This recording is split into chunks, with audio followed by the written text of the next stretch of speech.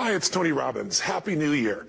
Listen, how's your new year coming out so far? I know it's early. It's January 15th, and I thought I'd send you out this little video message because you know what that day means, don't you? January 15th is the cutoff. Statistics show that 95% of the people that actually made a New Year's resolution have already broken it by today. And that's if you even made a resolution. Now, if you're the exception to that, I'm thrilled for you, and I support you, and I say keep rocking it. But if you've missed, maybe I could drop you a quick little message or two here that can help you not only recover, but get way beyond just making some New Year's resolution and make some real lasting change in your life. I mean, think about it. Most people don't even make a resolution anymore. Why?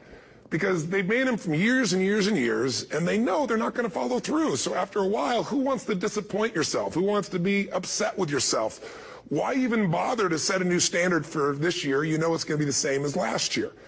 If you're the kind of person watching this right now and you've actually opened this email and you haven't shut me off already, then obviously that's not you. So the question is, what is it that makes us even want to make a resolution? I mean, it's an interesting question. Why is it at the beginning of the year we have this tradition? But it goes beyond tradition. It's something inside of us that makes us want to make things better. And I think part of it is the calendar gives us this idea that we can have a fresh start, that we can start from fresh and have this great victory. And it's really, the calendar itself is quite arbitrary. It's wonderful to use it, but if you didn't use it effectively, let's use the calendar to serve you today. Let's just see, what does it really take to make this thing happen? Because there's no denying that inside of you, the only thing that's going to make you happy in the year ahead and the decades ahead is going to be having you have an experience where on a regular basis, you feel like your life is making progress. If there's one thing I teach, and I want to remind you of it, it's really simple. Getting things is not going to make you happy. That's good news in a tough economy. It's a good reminder. It doesn't matter what you get. Doesn't matter whether it be money or opportunity. All those things might excite you for the moment.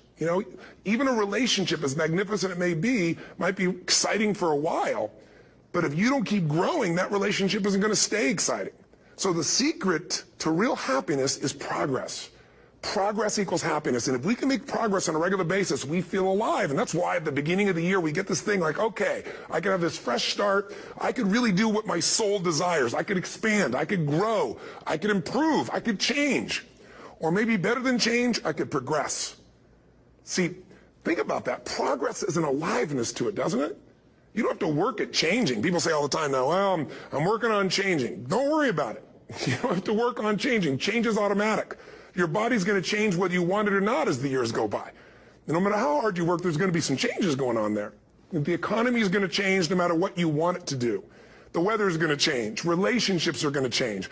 Everything in life is always changing. We don't have to work on change. Change is automatic, but progress is not. So if you want to make real progress, then you really got to look at your life in a different way. You got to say, I got to take control of this process and not just hope it's going to work out like people do who make a resolution. Because really, isn't that what they're really doing at the beginning of the year? They're saying, well, here's my resolutions for the year, and they really basically tell you their wishes. It's their wish list. It's what they hope it all comes together. And then they call it a resolution, but they don't know what a resolution is. When you resolve something, to have a resolution is to resolve it. When you've resolved, this is how it's going to be, that's when you cut off any possibility except the thing you've committed to. It's like the old adage, if you want to take the island, you burn the boats. Because when you burn those boats, there's no going back. You're going to find a way to make things work. And most people, they're stating what they hope will come together. And if it doesn't happen, then they're disappointed, but they're not too disappointed because they're not too vested. What does it take to successfully create a lasting change in your life? To not only have a New Year's resolution you follow through on, but really have a lasting change? Well, the first step for lasting change is very much like making a New Year's resolution. Fundamentally, it's the same. The first step is you got to have a vision. A vision for what it is you really, truly want. Not what you think you want or what you should have. I mean, what are most people's New Year's resolutions? I'm going to stop eating sugar. I'm going to stop smoking. I'm going to lose 10 pounds. The problem with that is it's not very inspiring for most people. It's not telling you what you're going to get. It's only what you're not going to do. And it's kind of hard to have you move forward with that. A vision is about what you're here to create. A vision that really works is one that excites you. If you say, well, my resolution, my goal, my outcome for this month, this week, this year is to lose X number of pounds, that's okay, but it's not very compelling. It has to be a compelling vision. It's got to have something that has the power to pull you, not something you have to push yourself to do. Those are two different kinds of motivation. Push requires willpower, and willpower never lasts. What will last is pull. Having something so exciting, so attractive, something you desire so much that you have a hard time going to sleep at night and you get so up early in the morning to rock it and take it to the next level. That's what you're looking to create. And that isn't easy to get. But one of the reasons we do seminars and events, and we say, why do that? Why not just read a book or something? Is because when you get in an environment where you're with people that are being put in a peak state, like when you're going to a sporting event, if you watch a sporting event at home, it might have a certain level of excitement. But when you're in a stadium with 50,000 people, suddenly it has a whole different level of intensity. And we feel that. And the bottom line of our follow-through comes down to our emotional intensity. In a different state of mind, you're going to come up with a much better and a more exciting vision than if you're sitting on the couch going, okay, what are my new resolutions for this year? And you're doing it the morning after the new year has started and you're a little inebriated and the football game's on in the background. Probably not going to have the power of focus there. Probably not going to have the power of the energy to create something that's going to pull you for this year. And you got to do that. So it's got to be a vision that's compelling. Something that it's going to be a gift to make sure that it happens. And also, along with that compelling vision, you got to have strong enough reasons that you're going to follow through when the going gets tough. That's one of the biggest things missing for most people. They say, this is what I want to do. It's not very exciting. It's not very compelling. But most importantly, they don't have strong enough reasons to push themselves through what's going to be necessary to get that dream, to get that goal when the inevitable challenges come up. When you're starving, hungry, and you're trying to go on a diet, right? When you got no time and you're stressed out and you haven't worked out still, and that's what you're supposed to do. When the economy gets tight and what you thought you're going to do doesn't work, and so you give up on the goal instead of finding another way to get there. You don't let the fear take you over if you've got strong enough reasons. Those reasons can be positive, or those reasons can also be negative. They can be, if I don't do this, this is going to cost me. And if I do this, this is what I'm going to gain in my life. Reasons come first, answers come second. If you get a compelling vision and you got strong enough reasons that will push you through the tough times, you're going to do things other people don't do. Instead of collapsing, even if you get off target, you won't go, oh, I blew it. You'll get right back on target, make the change, make things happen. And I know you've done this in many areas of your life. Just think about it again. I'm not teaching you something really new here today. I just want to remind you of what your soul knows. You got to change, you got to improve, and you got to go through a simple process fundamentally to make that progress. First step, vision that's compelling. Second step, make sure that there's strong enough reasons to follow through. Third step, you got to review it and feel it every day. I mean, anything. Have you ever had this happen in your life? Has there been anything in your life that you've ever wanted so badly? You were so desirous of it. You had such a hunger for it that you couldn't stop thinking about it. Could have been a career move, could have been when you were a kid, a car, it could have been a relationship, it could have been anything, but you were obsessed. You wanted to make this happen. You wanted to attract this to your life. You just wanted something. And you didn't even know how to get it. But it was so compelling to you. You kept thinking about it every day, envisioning it, imagining it, feeling it. And then stuff happened. And suddenly you started to attract people or situations to your life, and it just came together. Like, you didn't even have a total plan. It was just that it was so a part of your focus with so much intensity and emotion so often that it sensitized you to notice anything that could get you there. There's a part of your brain called the reticular activating system. For short, we call it the RAS. That part of your brain determines what you notice in the world. And it's really important because when you set a goal, when you get really clear on a vision, and there's strong enough reasons, and you review it enough, and it becomes a part of you, that part of your brain says, anything that relates to this, I need to notice. It's like, did you ever buy a certain kind of car, or maybe a certain outfit, and suddenly you see that car everywhere, or those outfits everywhere? Well, you know the cars were always around, but why do you see it now? Because your RAS knows this is important, this is part of my world now. Similarly, when you really get clear, and it's compelling, and you're reviewing it every day, you've got strong reasons, and you're reviewing it every day, and you're feeling it, the brain becomes incredibly acute at noticing anything to get you to move forward. And so that's the power of this. So, what do people do with a New Year's resolution? They come up with something they kind of want. It's not a compelling vision. They don't really have strong enough reasons, and they never review it again until they notice that they broke what they said they really want to make happen, because they didn't really resolve.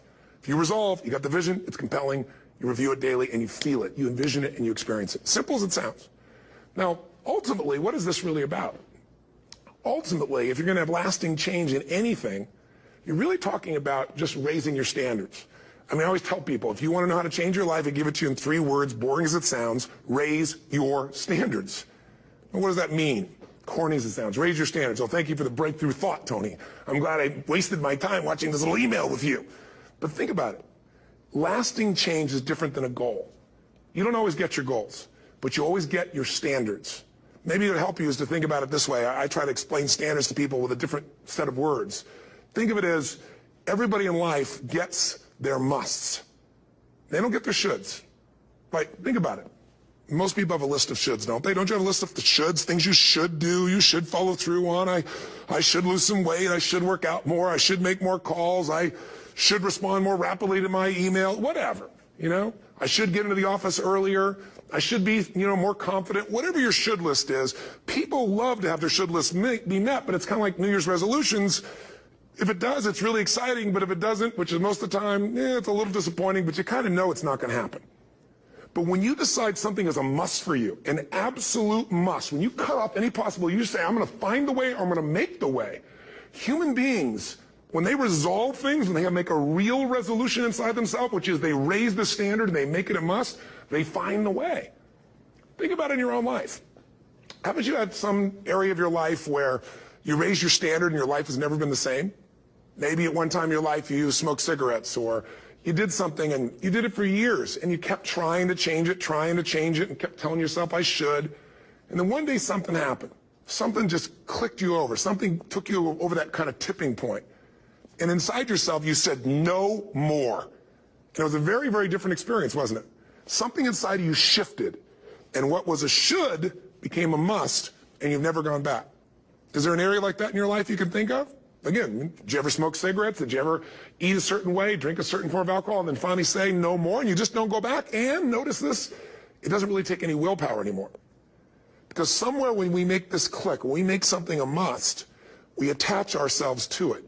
It becomes part of our identity.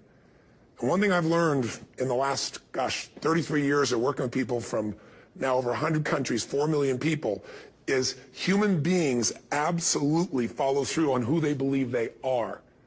If you said to me, well, I'm really going to work hard to stop smoking, but, I've been a smoker my whole life, and I am a smoker, I know your days are numbered. You're going to be back smoking cigarettes again, because we all act consistent with who we believe we are.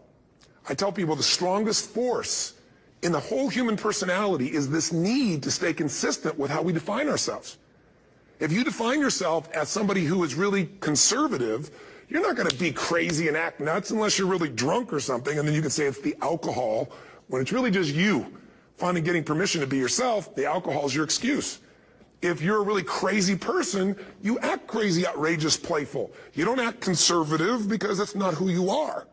Very often people say, well, I can't do that. I'm not that kind of person. And I always say to people, really, when did you define yourself? I mean, really, how many years ago did you come up with what you could and couldn't do in your life? How many years ago? Most people, if they really look at how they're living their life today, it's based on a set of standards, a set of beliefs that they made choices about 10, 20, 30 or more years ago. I mean, very often we made decisions in our youth or very young about what to believe, about what we were capable of, about who we are as a person, and that becomes the glass ceiling, if you will, that controls us. There's a corny metaphor, but it's true. I remember one time I was with my family at the circus, and there was a person there, and they had this big, giant elephant, and you look at this elephant, and they take this little rope, put it around the elephant's neck, and they drive this stake into the ground. And I mean, you look at this and you know that elephant could rip down the entire tent with almost no effort. And yet the elephant doesn't struggle, doesn't try. Why? Because the elephant's conditioned. And they take that elephant and condition the elephant when it's a baby elephant. That's how they train him. When it's a little baby elephant and it doesn't have the power yet, they put a big rope around it and they drive this huge stake in the ground, and the elephant fights and fights and fights. And one day, finally, that elephant decides, I'm not capable of pulling this out. And once that becomes the definition of an identity of anyone, an elephant in this case, they don't even try anymore. It's just who I am, that's how it is, that's just the way it is in my life. I'd like to ask you to take a look at any place you've got a limitation and ask yourself, when did I decide to accept that limitation? And you may not even see it as a limitation, you might see it as just that's who I am. But so often in our lives we've adapted to be a certain way so that we don't fail or so that people will like us or respect us, but it's not necessarily who we are. Joy comes when you're spontaneous. It's really hard to be truly happy when you're not being yourself. And most of us have no clue who we are. And so a big part of my work, if you've ever been to an event, you know, is to get people to do things spontaneously without thinking, because that's when the real you shows up. That's when the energy comes alive. And when you do that, when you start to connect to your true nature, suddenly there's energy available for you to set a higher standard for what you want in your life. That's what this is really all about. And when I talk about standards, when I talk about, you know, shoulds versus musts, think about your own life. I know there have been areas in your life where some point in time you just shifted and you raised the standard and your life changed. Because whatever people have their identity attached to, they live. We live who we believe we are. That's just how it works. It's just kind of like, I'll give you an example. Look at your physical body. Your physical body today is an absolute reflection of only one thing. Not your goals, not your desires, but your standards. The identity you have for yourself. If your standard is you're an athlete, then there's a certain amount of strength, a muscle tone, and energy that's available in your body on a regular basis because that's who you are. And so you do whatever's necessary to maintain that identity. Again, the strongest force in the human personality is this need to stay consistent with how we define ourselves. Because if you don't know who you are, you wouldn't know how to act. Once you lock in on that identity, your brain finds a way to keep you there. If you say, you know, man, I'm overweight, I've always been overweight, I'm big boned, and that's the story you got, then you're going to always find a way to get back there. That's your settling point. That's your identity. That's where things lock in. If you see somebody who's in really great shape, you ask them, do you work out? You know the answer. Yes. How often? And they'll tell you 3 times, 4 times, 5 times a week, whatever. In a seminar, I'll ask people, who here works out at least 5 days a week? And I'm stand up. And you look around that room, and you know that they work out 5 times a week because you can see their body. You don't just get a result without some kind of action, without some form of ritual. Ritual meaning actions you do consistently. Now, do you think those people that are out there working out 5 days a week, do they have more time than you do? Or I have, or anybody else? Of course not. Is their life less busy? Of course not. It's just a must for them. They must work out that way, and they've made that turn and their life changed. So I'm not saying you have to work out 5 days a week. I'm just saying whatever you really want, wants don't get met consistently. Standards do. Whatever you identify, this is who I am. And so it's not so much about changing your identity as there's expanding it. You know, deciding that, you know, instead of your goal is to lose 10 pounds, which is not compelling, what if your vision was to get back to my fighting weight? You know, this year, this month, this next 90 days, I'm going to transform my body. I'm going to take on a new challenge. I'm going to find some technique or strategy, there's a million of them, that can reframe myself where I want to feel younger, stronger, more vibrant than ever before. Here's my reasons. Because I want the energy to really make my life work. Because it's tough out there, and I want to be stronger than I've ever been before. I want to go in front of the mirror, and if I'm naked, not, you know, want to laugh. I want to look there and take a good look and go, yeah, I'm proud of whatever I see there. Whatever it takes, something's going to make you laugh, smile, something that's going to tease yourself, but something's going to move you to another level. If you identify yourself in a new way and you own that every day, and that becomes the standard of how you live, you'll find the way to make that standard real. Money's the same way. Think about it. It doesn't matter what's happening, quote unquote, in the marketplace.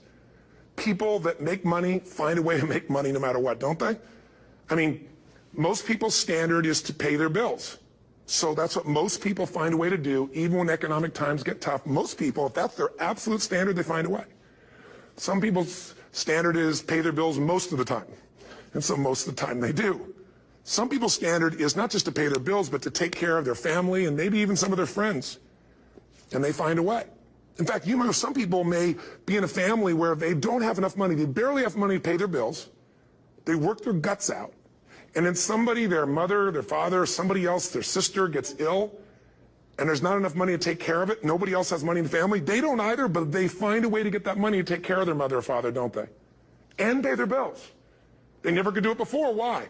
The situation made them raise their own standard. And not everybody does that. Somebody else in the family might have money and still not take care of their mother. It all comes down to the inner game, my friends. Changing your life is a change in the inner game. The outside world you can't control, but you have absolute control over this one if you learn the dynamics of what shapes you. And identity is one of those simple, clear, fundamental basics that if you start to shift it, everything else will shift in your life as well. Some people, by the way, have to have more than enough money to do what they want, when they want, where they want, with whomever they want, contribute the way they want. And if that's their must, they find a way. I know that sounds overly simplistic, but it's true. You know, somebody once said you could take all the money in the world out of the hands of everybody, out of all the wealthy people in the world who are really successful, give it to other people. It wouldn't take too long. Those people would have it back in their hands. It's not because they're manipulative. It's because they have a standard. Some are manipulative, don't get me wrong, but they've got a standard of what they're going to find a way to make happen. I'm just simply saying to you, take those 3 magic words and live them. Raise your standard. And if you really want to do it, then I'll tell you the most important secret. Have you ever done this? Have you ever told yourself you're raising your standard? Okay, I'm going to go make this happen. I'm going to go make this much money. I'm going to transform my kids. I'm going to create the ultimate relationship in my life. I'm going to transform my body, whatever it is. And then you don't have strong enough reasons and you don't use it. You don't follow through. It's because you didn't back up your standards with what makes those standards real, and that's rituals. Rituals are where the power is. Whenever we do our Robbins results coaching, and we say Robbins equals results, the way we get results with people, it's the same way if you listen to my Ultimate Edge program, or back in the old days, Personal Power, or if you went to one of my seminars. You know what I do is I take these huge challenges you got and we break them down into little bite-sized steps. Little things you do each day that after you do them, you get so much momentum that it's easy to succeed. You're not overwhelmed. You have these victory day after day after day on little things.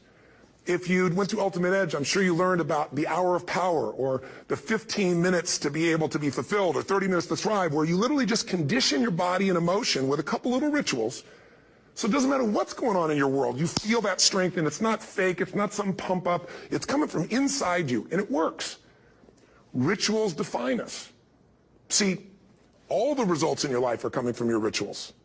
They start with a standard and then have rituals that follow it up. Like, for example, if you are where you want to be physically, you have very different rituals than if you're not where you want to be physically. If you're overweight, you and I both know you got a different ritual than if you're physically fit.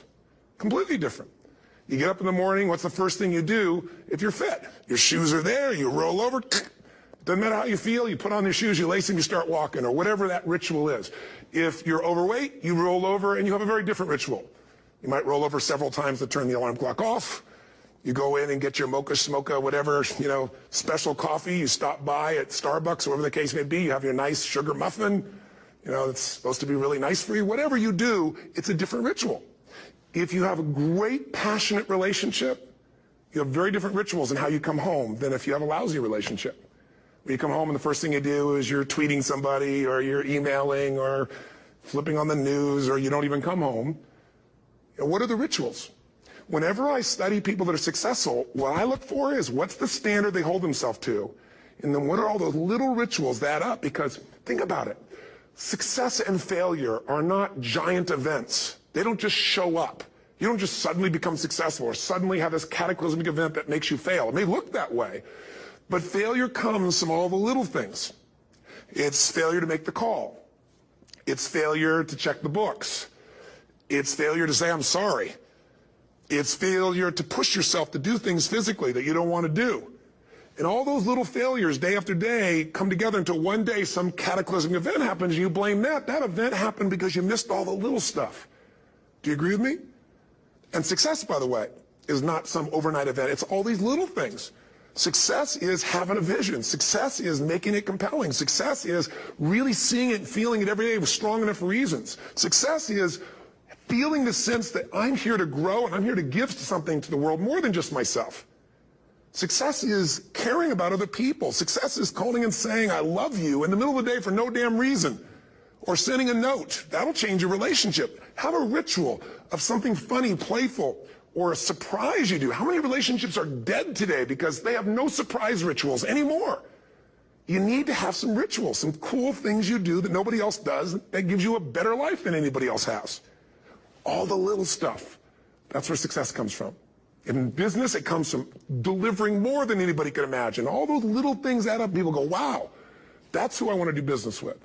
It's true in any area of your life. So if you look at somebody who's really successful and you think, wow, I mean, they're so amazing, they're such a genius, you got to dig underneath and you got to remember something. People are rewarded in public for what they've practiced for years in private.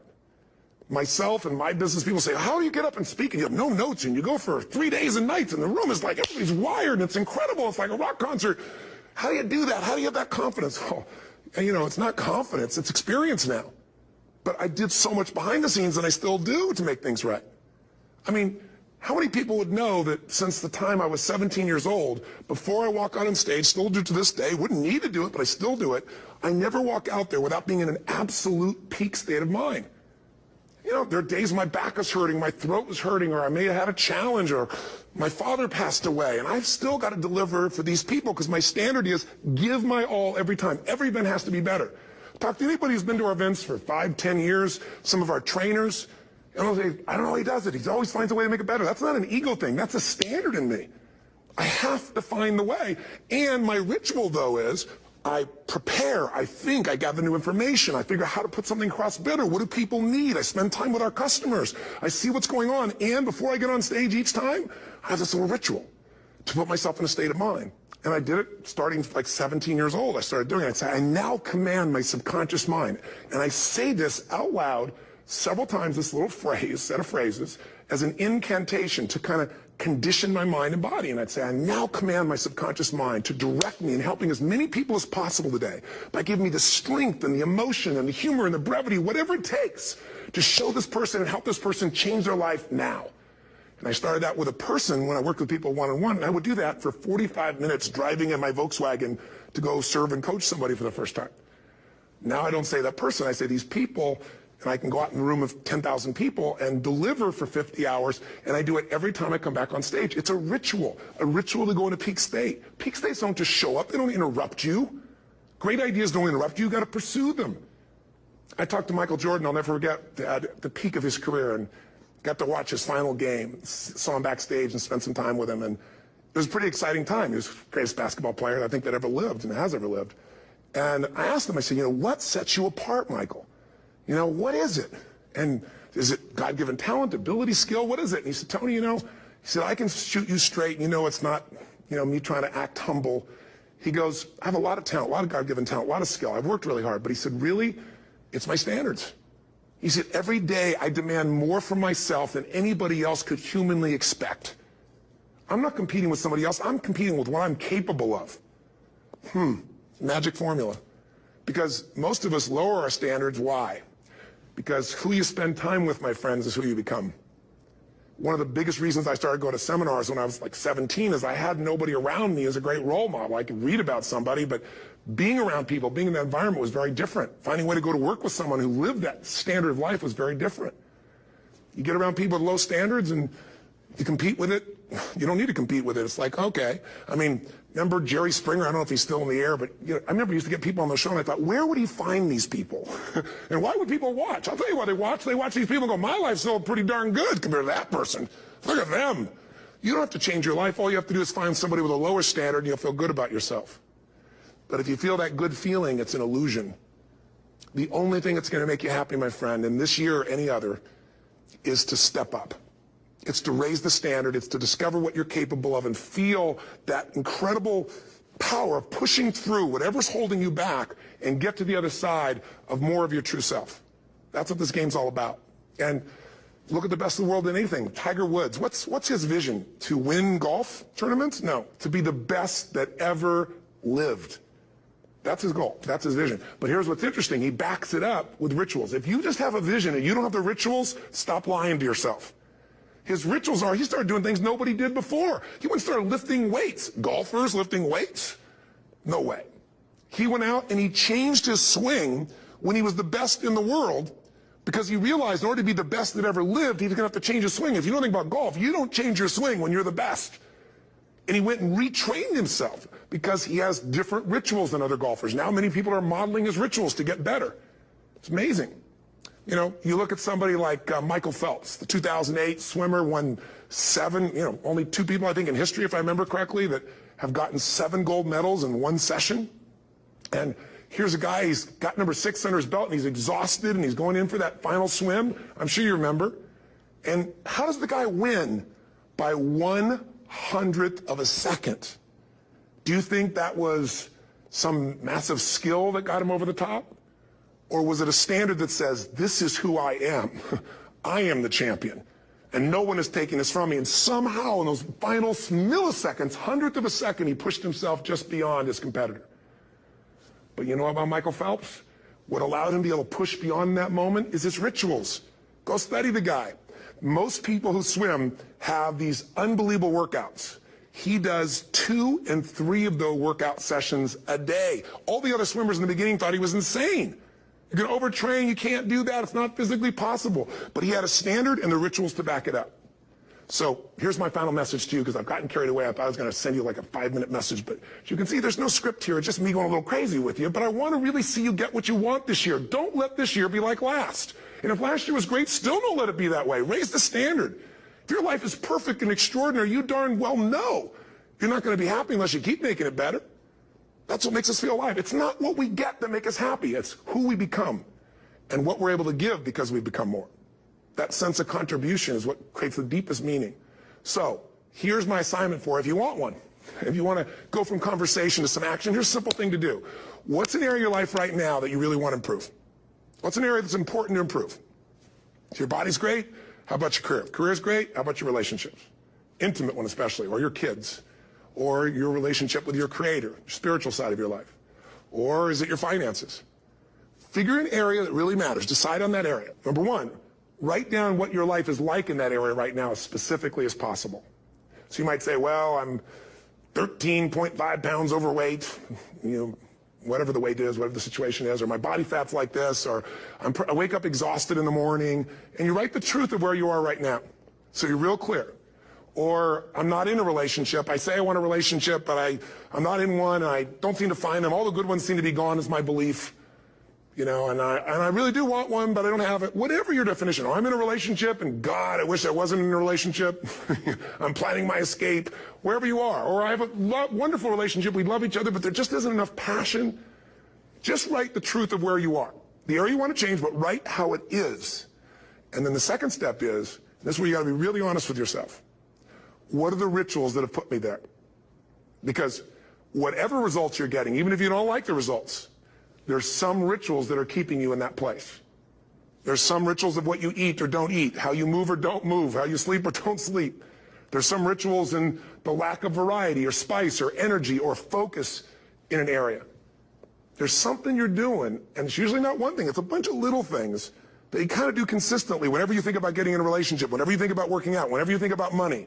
You get yourself in a state of overwhelm. You start thinking about all the things you can't control. Just write down all the rituals you have, and then here's the third step. What do you want?